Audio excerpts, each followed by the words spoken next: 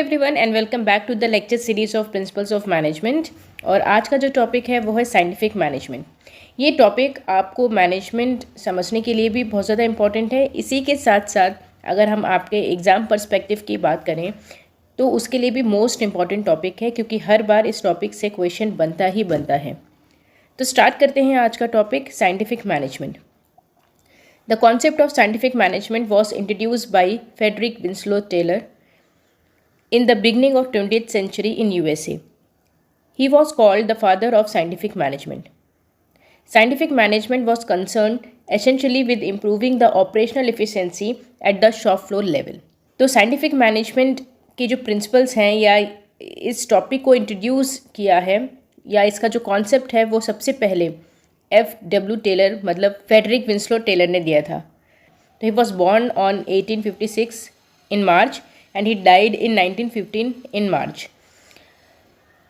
इन्होंने जब first job अपनी ज्वाइन की थी तो इन्होंने शॉप फ्लोर लेवल पे इनको जॉब मिली थी। By profession he was mechanical engineer और शॉप फ्लोर लेवल पे इन्हें केवल सुपरवाइज करने के लिए जॉब मिली थी और एक स्टील कंपनी में ये जॉब किया करते थे। तो एज ए सुपरवाइज़र इनका जो काम था वो बस यही था कि एक मॉनिटरिंग रखना कि जो भी वर्क टॉप लेवल ने दिया है वो work as it is complete हो रहा है या नहीं हो रहा है। तो इनका काम केवल मॉनिटर करना था।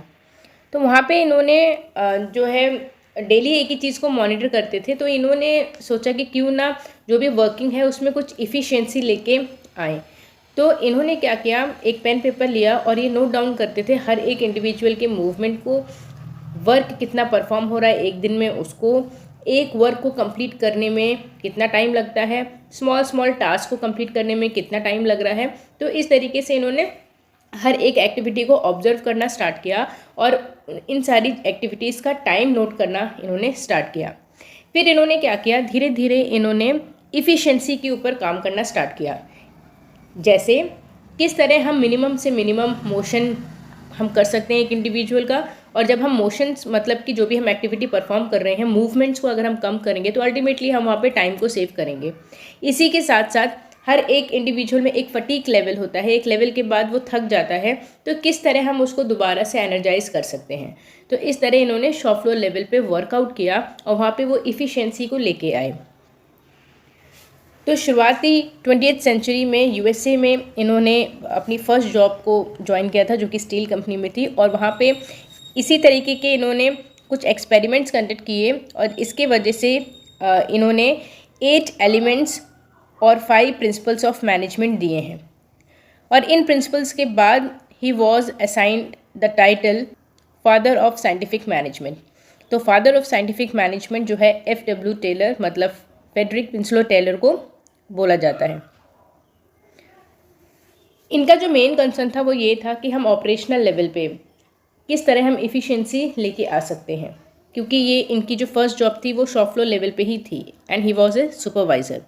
According to F.W. Taylor, scientific management was concern with knowing exactly what you want men to do and then see in that they do it in the best and cheapest way.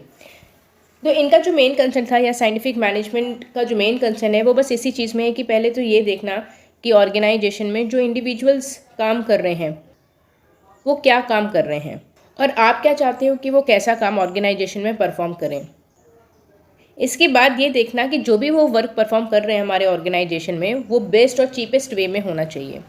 Taylor's contribution was divided into 2 parts. First is element and tools of management and second is principles of management. तो Taylor की जो contribution है वो 2 part में divided है। First is element and tools of management, तो इसमें इन्होंने 8 एलिमेंट्स दिए हैं, मोस्ट इंपॉर्टेंट है। और सेकेंड है प्रिंसिपल्स ऑफ मैनेजमेंट, तो इन्होंने 5 प्रिंसिपल्स ऑफ मैनेजमेंट दिए साइंटिफिक मैनेजमेंट के अंडर। ये मोस्ट इंपॉर्टेंट टॉपिक्स हैं। तो चलिए तो हम स्टार्ट करते हैं फर्स्ट टॉपिक से, which is element and tools of management. Taylor conducted various experiments in his workplace to find out how human beings could be made more efficient by standardizing the work and better method of doing the work. These experiments provided the following features. तो अपने shop floor level पे F.W.. Taylor ने कई सारे experiments किए थे और ये सारे एक्सपेरिमेंट सिर्फ इसीलिए उन्होंने किए थे, ये देखना चाहते थे कि किस तरह हम इफ़िशियंसी को अपने ऑर्गेनाइजेशन में लेके आ सकते हैं, किस तरह हम वर्क को स्टैंडर्डाइज कर सकते हैं, एक स्टैंडर्ड बना सकते हैं अपने वर्क परफॉर्मेंस का, और किस तरह बेटर मेथड्स के थ्रू हम कोई भी वर्क को बेस्ट वे में परफॉर्म कर सकते हैं। तो इसमें जो फर्स्ट एलिमेंट है वो है separation of planning and doing. Taylor emphasized the separation of planning aspect from actual doing of work. Before Taylor's scientific management, a worker used to plan about how he had to work and what instruments were necessary for that. The worker was put under the supervision of supervisor. Thus, supervisor's job was merely to see how the workers were performing. This was creating a lot of problem, and Taylor emphasized that planning should be left to the supervisor and the worker should emphasize only operational work. तो जब Taylor को software level पे भेजा गया था तो उनका वो जो है एक सुपरवाइज़र की पोस्ट पे थे और उनका काम केवल इतना ही था कि केवल ये देखना, सुपरवाइज करना कि जो भी वर्क दिया गया है एक स्ट्रिक्ट सुपरविजन के थ्रू क्या वो वर्क वर्कर्स परफॉर्म कर रहे हैं या नहीं कर रहे हैं। और इस टाइम पे जो वर्कर का काम था वो क्या था, ये प्लान आउट करना कि उन्हें क्या काम करना है, नेसेसरी इंस्ट्रूमेंट्स को अरेंज करना और अपने वर्क को भी परफॉर्म करना। तो इस वजह से वर्कर्स के ऊपर जो है लोड बहुत ज़्यादा था क्योंकि उन्हें चीज़ों को प्लान भी करना होता था और वर्क को परफॉर्म भी करना होता था। और सुपरवाइज़र का क्या काम था, केवल और केवल मॉनिटर करना कि जो भी वर्कर को दिया गया है वो 100% उन्होंने कंप्लीट किया है या नहीं किया है। तो एफ.डब्ल्यू. टेलर ने ये कहा कि ऐसा नहीं होना चाहिए, सुपरवाइज़र का काम होना चाहिए पूरा प्लानिंग करने का और जो डूइंग एस्पेक्ट ऑफ वर्क है वो केवल वर्कर्स का होना चाहिए। तो इस तरह उन्होंने सेपरेट किया प्लानिंग एंड डूइंग को। प्लानिंग दे दी इन्होंने सुपरवाइज़र को और डूइंग दे दिया इन्होंने वर्कर को। तो इस तरह हम अपने ऑर्गेनाइजेशन में इफ़िशियंसी लेके आ सकते हैं। सुपरवाइज़र का काम अब हो गया था प्लान आउट करना वर्क को और जो भी नेसेसरी इंस्ट्रूमेंट्स हैं उनको अरेंज करके वर्कर्स को प्रोवाइड करना, और वर्कर का काम अब हो गया था केवल और केवल अपने टास्क को परफॉर्म करना और इफ़िशिएंटली उस टास्क को कंप्लीट करके ऑर्गेनाइजेशन के गोल को अटेन करना। The second one is functional foremanship. Separation of planning and doing resulted into development of supervision system which could take planning work adequately beside keeping supervision on worker. For this purpose, Taylor evolved the concept of functional foremanship based on specialization of functions. In this system, 8 persons were involved to direct activities of worker. Out of this, 4 persons are concerned with planning and remaining 4 with production in charge. All of them give direction to the worker on different aspects of work. This is against the unity of command principle.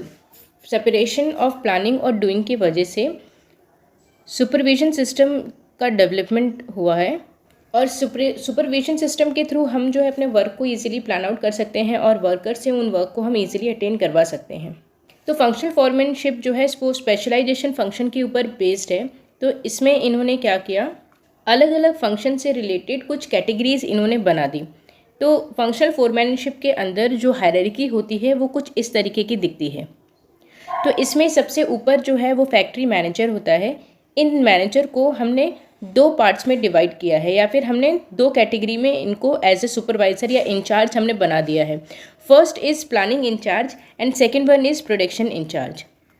तो planning in charge के अंदर again 4 categories इन्होंने बना दी, जैसे instruction card clerk, route clerk, time and cost clerk and disciplinarian. और production in charge में again इन्होंने 4 हेड्स बना दिए। इसमें है speed boss, gang boss, repair boss, inspector. और यहाँ पे ये जो सब हैं वो एक साथ मिलके वर्कर्स को कमांड दे रहे हैं। तो पहले हम समझ लेते हैं कि प्लानिंग इंचार्ज और प्रोडक्शन इंचार्ज के अंदर जो इन्होंने ये 4 कैटेगरीज बना दी हैं ये है क्या और इनका जो एक्चुअल में वर्क है वो है क्या। तो सबसे पहले हम देखते हैं इंस्ट्रक्शन कार्ड क्लर्क।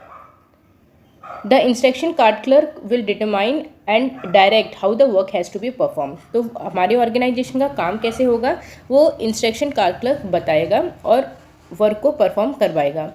सेकेंड है हमारा route clerk. A route clerk will decide what all is to be done and step which are to be taken to perform a particular task. तो कोई भी एक टास्क को परफॉर्म करने के लिए एक रूट मैप बना के देगा रूट क्लर्क, और उसी के अकॉर्डिंग वर्कर्स उसमें काम करेंगे। Next is time and cost clerk. The person who determines the time limit in which the work is to be completed and the cost involved in carrying out each task is known as time and cost clerk। तो इसमें क्या है, हर एक task को complete करने के लिए कितना टाइम और कितनी कॉस्ट लगेगी, ये डिसाइड कौन करेगा, time and cost clerk decide करेगा। The fourth one is disciplinarian. A disciplinarian is a clerk who ensures discipline, follow rules and regulations and code of conduct in the organization। इनका काम है केवल ये देखना कि हर एक वर्कर जो है ऑर्गेनाइजेशन में डिसिप्लिन से रह रहा है कि नहीं, मतलब जो भी रूल्स एंड रेगुलेशंस ऑर्गेनाइजेशन ने बनाए हैं, जो भी कोड ऑफ कंडक्ट्स हैं, उनको वर्कर्स फॉलो कर रहे हैं या नहीं कर रहे हैं। अब हम बात करते हैं प्रोडक्शन इंचार्ज। इनके अंदर भी 4 कैटेगरीज आ जाती हैं या 4 पोजीशंस हैं, जिसमें सबसे पहले है speed boss. The speed boss is responsible for getting the work done on time. ठीक है, तो ये क्या देखेगा कि जो भी वर्क हो रहा है वो ऑन टाइम कंप्लीट हो रहा है या नहीं हो रहा है। Next is gang boss. The person looks after the availability of all the equipments, tools and accessories in the gang boss. ठीक है, ये गैंग बॉस देखेगा कि जो भी टूल्स या इक्विपमेंट्स नेसेसरी हैं, इंस्ट्रूमेंट्स नेसेसरी हैं एक वर्क को परफॉर्म करने में, वो सारे इंस्ट्रूमेंट्स टूल्स जो है वर्कर के पास हैं या नहीं, और अगर नहीं है तो उनको अरेंज करके उनको दिलवाना। Next is repair boss.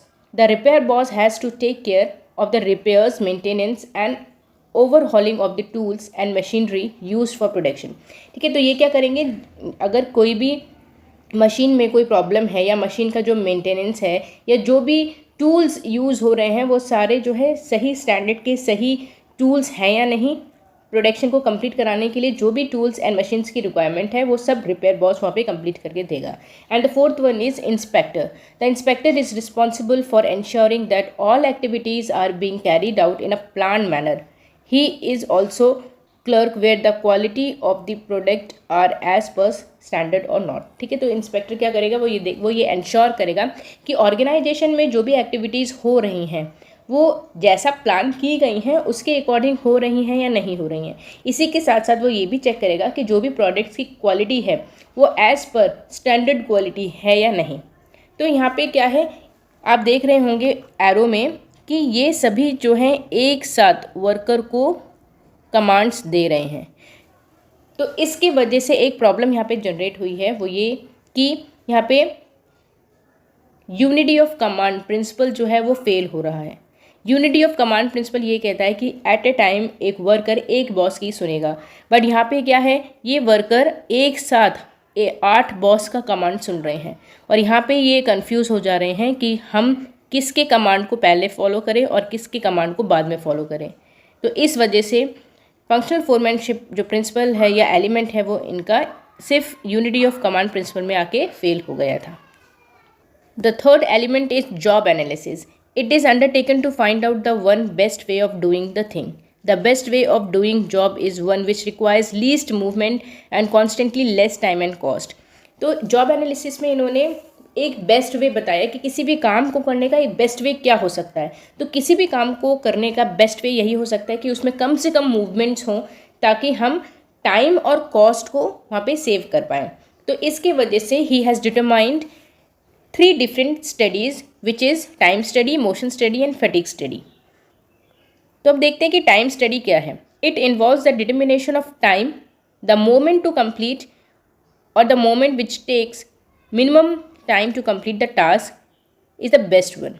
तो टाइम स्टडी में इन्होंने ये बोला कि किसी भी वर्क को कंप्लीट करने के लिए हमें मिनिमम टाइम में उसे कंप्लीट करना होगा, और किसी वर्क को अगर हम मिनिमम से मिनिमम टास्क में टाइम में कंप्लीट कर सकते हैं तो वही जो है बेस्ट वे होगा उसको कंप्लीट करने का। तो टाइम स्टडी में हम ये देखते हैं कि किसी भी वर्क को हम कितने कम से कम टाइम में कंप्लीट कर सकते हैं। Second is motion study. It involves the study of movement in parts which are involve in doing job and thereby eliminating the wasteful movement and performing only necessary movements. तो motion study में इन्होंने बोला है कि किसी भी work को complete करने में हमें कुछ ना कुछ मूवमेंट्स करने होते हैं, बट यहाँ पे हमें ये देखना है कि हम कितने कम से कम मूवमेंट्स में हम एक टास्क को कंप्लीट कर सकते हैं। मतलब जितने भी वेस्टफुल मूवमेंट्स हैं उनको हमें एलिमिनेट करना है और केवल नेसेसरी मूवमेंट्स को ही हमें परफॉर्म करना है ताकि हम टाइम एंड कॉस्ट को सेव कर पाएँ. And the third one is fatigue study. This shows the amount and frequency of rest required in completing the work. After a certain period of time, workers feel fatigue and cannot work with full capacity. Therefore, they require rest in between the work. After that, they start working with full capacity. तो fatigue study में इन्होंने ये बोला है कि हर एक इंसान जो है एक टाइम के बाद थक जाता है. जैसे कि अगर हम एक मशीन की बात करें तो अगर हम कॉन्टिन्यूसली एक मशीन पे काम करेंगे तो क्या होगा, मशीन हीटअप हो जाएगी और बंद हो जाएगी. ठीक है, तो जब मशीन हीटअप होकर बंद हो सकती है तो ह्यूमंस भी तो थकते हैं. तो उन्होंने ये बोला एक फटीग स्टडी में कि हर एक इंडिविजुअल को हमें एक सर्टेन पीरियड ऑफ टाइम देना है जिसमें वो रेस्ट करें, और रेस्ट करने से वो क्या होगा, फिर से रिगेन करेंगे अपनी एनर्जी को और फिर फुल कैपेसिटी से वो अपने वर्क को परफॉर्म कर सकते हैं. तो टाइम के बीच में भी, मतलब वर्क के बीच में भी हमें अपने इंडिविजुअल्स को बीच में रेस्ट पीरियड देना है ताकि वो अपनी एनर्जी को दोबारा से रिगेन कर पाएँ और फुल कैपेसिटी के साथ उस वर्क को परफॉर्म कर पाएँ. Thus, job analysis as given by Taylor suggests that the fair amount of days work requiring certain movements and rest periods to complete it. तो इन्होंने ये बोला कि किसी भी एक वर्क को परफॉर्म करने के लिए एक टाइम को हमें डिसाइड करना पड़ेगा. वो टाइम्स हमारे डेज में भी हो सकते हैं. नेसेसरी मूवमेंट्स उसमें होने चाहिए. उसमें मतलब नेसेसरी मूवमेंट्स का मतलब वेस्टफुल मूवमेंट्स को हमें नहीं इंक्लूड करना है, उनको हमें एलिमिनेट करना है. जो नेसेसरी मूवमेंट्स हैं उनको हमें लेके चलना है और इसी के साथ साथ हमें अपने वर्कर्स को रेस्ट पीरियड भी देना है. और इससे हम जो है ऑर्गेनाइजेशन में इफ़िशियंसी को अचीव कर सकते हैं. The fourth one is standardisation. It should be maintain in respect of instrument and tools, period of work, amount of work, work condition, cost of production, working hours, etc. These things should be fixed in advance on the basis of job analysis and various elements of cost that go in performing a work. तो इन्होंने बोला कि हमें अपने organisation में हर चीज़ के लिए एक स्टैंडर्डाइजेशन करके रखना है, एक स्टैंडर्ड मेंटेन करके चलना है. जैसे इंस्ट्रूमेंट एंड टूल्स का भी एक स्टैंडर्ड होना चाहिए. पीरियड ऑफ वर्क का भी एक स्टैंडर्ड होना चाहिए. जैसे 5 डे वर्किंग है या 6 डे वर्किंग है और उसमें भी कितना अमाउंट ऑफ वर्क एक दिन में हम कर रहे हैं उसका भी एक स्टैंडर्ड होना चाहिए. वर्किंग कंडीशन का भी एक स्टैंडर्ड होना चाहिए. जैसे एटलीस्ट वेंटिलेशन हो, प्रॉपर सिटिंग एरिया हो, लंच रूम हो. तो ये कुछ स्टैंडर्ड्स हैं, वो हर एक ऑर्गेनाइजेशन को मेंटेन करके चलना है. कॉस्ट ऑफ प्रोडक्शन का भी एक स्टैंडर्ड होना चाहिए कि हम कितना कॉस्ट उसमें इन्वेस्ट कर रहे हैं. ऐसे ही वर्किंग आवर्स का भी एक स्टैंडर्ड होना चाहिए. तो हर एक चीज़ जो ऑर्गेनाइजेशन में हम कर रहे हैं उन सबका एक स्टैंडर्ड होना चाहिए. और ये सारी चीज़ें जो हम कैसे इनका स्टैंडर्ड बनाएंगे, जो भी वर्क हमारे ऑर्गेनाइजेशन में हमने पहले खुद से परफॉर्म किए हैं उसके बेसिस में हम एक स्टैंडर्ड बनाएं. और ये सारी चीज़ें हम कब कर सकते हैं, जब हम अपने वर्क का हम बहुत अच्छे से जॉब एनालिसिस करेंगे. और इस जॉब एनालिसिस में हम कई सारे एलिमेंट्स देखते हैं, जैसे कि कितनी कॉस्ट जाएगा, कितना टाइम जा रहा है, फिर परफॉर्मेंस ऑफ वर्क कैसा है, उसके बेसिस पे हम एक स्टैंडर्ड बना के चलें. Next is scientific selection and training of workers. Workers should be selected on scientific basis, taking into account their education, work experience, aptitude, physical length, etc. A worker should be given work for which he is physically and technically most similar. Proper emphasis should be given on the training of the worker, which make them more efficient and effective. तो scientific selection and training of worker का मतलब ये है कि केवल organisation में हमें individuals को लेके आ जाना, उससे ही केवल हमारा टास्क कंप्लीट नहीं होता है. जो भी हम इंडिविजुअल को लेके आ रहे हैं उनको हमें साइंटिफिक बेसिस पे लेके आना है. जैसे उनकी एजुकेशन क्या है, कितना उनका वर्क एक्सपीरियंस है, कैसा उनका एप्टीट्यूड है, फिजिकल स्ट्रेंथ कैसा है. इसके बेसिस पे हम क्या करते हैं, पहले अपने ऑर्गेनाइजेशन में एक जॉब एनालिसिस करेंगे, जॉब क्रिएट करेंगे और उसमें हम अपने स्टैंडर्ड्स के अकॉर्डिंग उसमें बताएंगे कि इस पोजीशन के लिए ये एजुकेशन, ये एक्सपीरियंस, इतना स्ट्रेंथ इंडिविजुअल में होना चाहिए, तभी वो उस पोजीशन को ऑक्यूपाई कर पाएगा. तो इसके बेसिस पे हम क्या करें, हम साइंटिफिक सिलेक्शन करें अपने इंडिविजुअल का. अब साइंटिफिक सिलेक्शन करने के बाद आगे हम देखें कि क्या उन इंडिविजुअल को किसी ट्रेनिंग की ज़रूरत है, और अगर उन्हें ज़रूरत है तो हमें उन्हें ट्रेनिंग भी प्रोवाइड करना है ताकि हम अपने वर्कर्स को फर्दर डेवलप करते रहें. तो अगर हम एक प्रॉपर एम्फेसिस दे रहे हैं अपनी ट्रेनिंग के ऊपर, तो हमारे जो वर्कर्स हैं वो इफ़िशिएंट और इफ़ेक्टिव होते जाएंगे। The next one is financial incentive. Financial incentive can motivate workers to put in their maximum effort. Its provision exists to earn higher wages by putting in extra efforts. Workers will be motivated to earn more. Taylor applied the concept of differential piece rate system, which was highly motivated. Taylor has suggested that wages should be based on individual performance and not on position which one occupies. The wage rate should be fixed on accurate knowledge and not on estimations. तो financial incentive में इन्होंने बोला कि financial incentive एक ऐसा tool होता है worker के लिए जिससे हम वर्कर का मैक्सिमम एफर्ट्स अपने ऑर्गेनाइजेशन में लेके आ सकते हैं, क्योंकि फाइनेंशियल इंसेंटिव्स के थ्रू हम वर्कर्स को मोटिवेट कर सकते हैं। तो अगर हम अपने वर्कर्स को हायर वेज दे रहे हैं तो वो हाईली मोटिवेट होकर वहाँ पे वर्क परफॉर्म करेंगे। लेकिन ये जो हायर वेजेस हैं वो केवल पोजीशन की वजह से उनको नहीं देना है, उनको इसलिए देना है कि कितना वर्क उन्होंने परफॉर्म किया, मतलब परफॉर्मेंस के बेसिस पे हमें उन्हें हायर वेजेस देना है, ना कि पोजीशन के बेसिस पे उनको देना है। अब परफॉर्मेंस के बेसिस में हम कैसे कर सकते हैं, तो उसके लिए उन्होंने एक टूल इन्वेंट किया है या एक कॉन्सेप्ट इन्वेंट किया है जिसका नाम है डिफरेंशियल पीस रेट सिस्टम, जो कि मोस्ट इंपॉर्टेंट है। तो डिफरेंशियल पीस रेट सिस्टम में उन्होंने बोला है कि पीस रेट सिस्टम मतलब हर एक प्रोडक्ट जो एक वर्कर बना रहा है, ठीक है, उस प्रोडक्ट का कुछ प्राइस हम सेट कर दें और जितने भी वो प्रोडक्ट बनाएगा उसके अकॉर्डिंग कैलकुलेट करके हम उसको इंसेंटिव के रूप में सैलरी प्रोवाइड करते हैं। जैसे हमने बोला कि एक प्रोडक्ट बनाने पे आपको हम 20 रुपीज़ देंगे, ठीक, और इसमें उन्होंने एक स्टैंडर्ड बना दिया कि तो आपको मिनिमम 5 प्रोडक्ट्स तो बनाना ही है। तो 5 × 20 किया, कितना हो गया, 100 रुपीज़ एक दिन का, ठीक। अब हमने कहा कि अगर आप इससे ज़्यादा प्रोडक्ट बनाते हो तो उसी रेट से हम उसको मल्टीप्लाई करते जाएंगे। फॉर एग्जांपल एक वर्कर ने बनाया 10 प्रोडक्ट्स, उसको उन्होंने 20 से कैलकुलेट किया तो उसके 200 रुपये होते हैं। तो उसने क्या किया, अदर देन हिज सैलरी जो कि 100 रुपये थी एक दिन की, उससे ज़्यादा उसने कमा दिया, वो है 200 रुपीज़, 100 रुपये और उसने एक्स्ट्रा कमा लिए। तो जो भी ये हम एस्टिमेट बना रहे हैं हर एक प्रोडक्ट का, जैसे कि हमने एक प्रोडक्ट पे को बनाने में हमने 20 रुपये दिए हैं उसको, तो ये भी ऐसे ही मेयर एस्टिमेशन पे ही हमें नहीं कैलकुलेट करना है, हमें ये चीज़ देखना है कि ये कितनी कॉस्ट इसमें जा रही है, कितना इंसेंटिव के रूप में हम इसको पैसा दे रहे हैं और मार्केट में हमने इसकी कितनी प्राइस रखी है और कितना प्रॉफिट इन सारे कॉस्ट को हटाने के बाद कितना प्रॉफिट हमारे ऑर्गेनाइजेशन को मिल रहा है। तो हर एक पर्सपेक्टिव को एनालाइज करने के बाद हम इस पीस रेट सिस्टम में हर एक पीस का रेट हम डिसाइड करें ताकि हमारे ऑर्गेनाइजेशन का भी कहीं से भी कोई लॉस ना होने पाए। The 7th one is economy.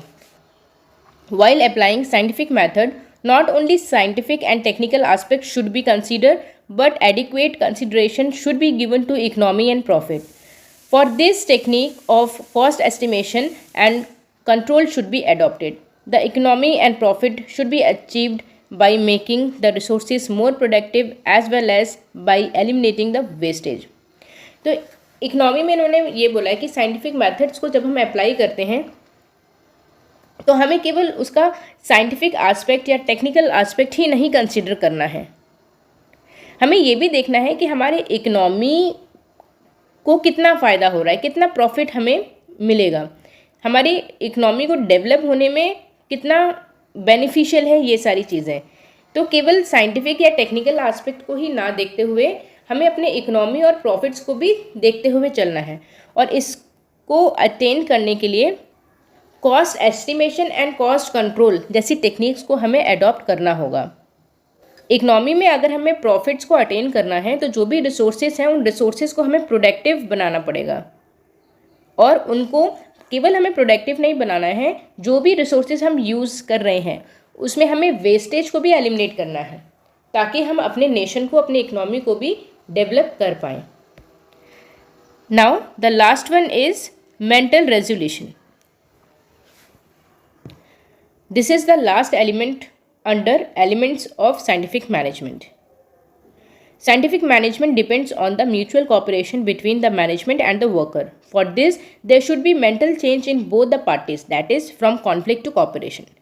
तो इन्होंने बोला कि हमारे ऑर्गेनाइजेशन में अगर हमें अपने टारगेट्स को अटेंड करना है, गोल को अचीव करना है, तो एक मेंटल रेजोल्यूशन होना बहुत ज़्यादा ज़रूरी है। तो ये मेंटल रिवोल्यूशन क्या है कि हमें अपने ऑर्गेनाइजेशन में म्यूचुअल कोऑपरेशन के साथ काम करना है। मैनेजमेंट और वर्कर्स के बीच में म्यूचुअल कोऑपरेशन होना चाहिए, एक अंडरस्टैंडिंग होनी चाहिए। हमें अपने मेंटल लेवल पे एक चेंज लेके आना पड़ेगा दोनों ही पार्टीज़ में, चाहे वो मैनेजमेंट हो चाहे वर्कर हो, कि हमें कॉन्फ्लिक्ट्स को छोड़ के कोऑपरेशन की तरफ जाना है। तो जब हम कोऑपरेटिव वे में एक दूसरे का साथ देते हुए काम करेंगे तो वर्कर्स जो है मैनेजमेंट को समझेगा और मैनेजमेंट जो है वर्कर को समझेगा। अल्टीमेटली जो हमारा एम है, हमारा जो गोल है, वो ऑर्गेनाइजेशन के गोल को अटेंड करने में होगा और अल्टीमेटली प्रॉफिट उसमें वर्कर्स का ही है। तो ये थे 8 एलिमेंट्स ऑफ साइंटिफिक मैनेजमेंट। आज की क्लास के लिए बस इतना ही। कल हम कंप्लीट करेंगे प्रिंसिपल्स ऑफ मैनेजमेंट, जो कि FW टेलर ने 5 प्रिंसिपल्स ऑफ मैनेजमेंट दिया है। होप कि ये लेक्चर आपको समझ में आया होगा। Thank you class and have a nice day.